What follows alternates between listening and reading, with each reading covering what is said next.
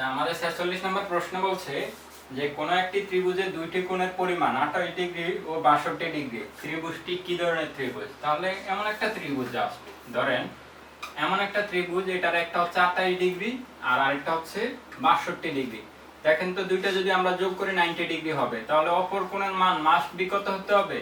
90 degree হতে হবে। তাহলে উত্তরটা হবে সমকোণী ত্রিভুজ। সমকোণী দুইটা অপশন, একটা হচ্ছে ক নম্বরে সমকোণী আর ঘ নম্বরে বলছে সমদ্বিবাহু সমকোণী।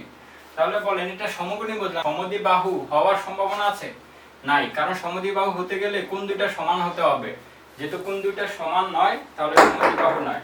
এখন আমরা 47 নম্বর প্রশ্নের সমাধান দেখব। 47 নম্বরে বলছে 4 সেন্টিমিটার বাহু বিশিষ্ট বর্গক্ষেত্রের পরিলিখিত বৃত্তের ক্ষেত্রফল নির্ণয় করো। 4 সেন্টিমিটার বাহু বিশিষ্ট, তাহলে এমন একটা বর্গক্ষেত্র, এটা হচ্ছে 4 সেন্টিমিটার, এটা হচ্ছে বাহু। তাহলে বলেন কর্ণ কত? কর্ণ হচ্ছে 4√2। ঠিক আছে, এমন একটা বৃত্ত আমরা আঁকবো যেই বৃত্তটা এই চারটা বাহুকে স্পর্শ করে যাবে, এটা হচ্ছে পরিলিখিত এই বর্গের বৃত্ত।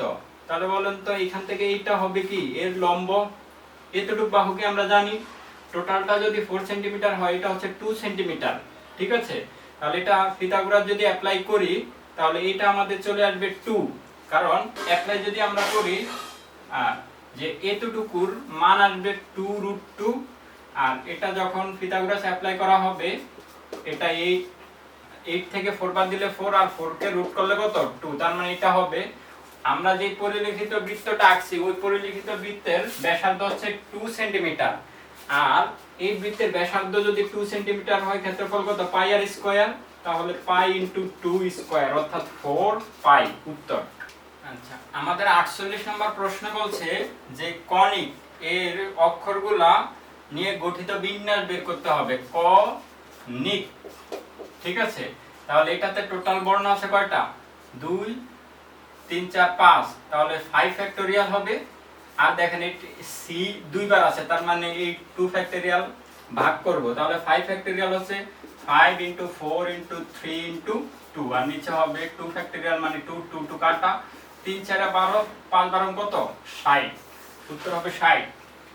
আর 49 নম্বর প্রশ্নে বলছে যে এমন একটা সেট নির্ণয় করতে হবে যেই সেটে যেটাকে 5 এবং 7 দুইটা দ্বারাই ভাগ হবে এবং ওই উপাদানগুলো অবশ্যই 150 থেকে ছোট হবে।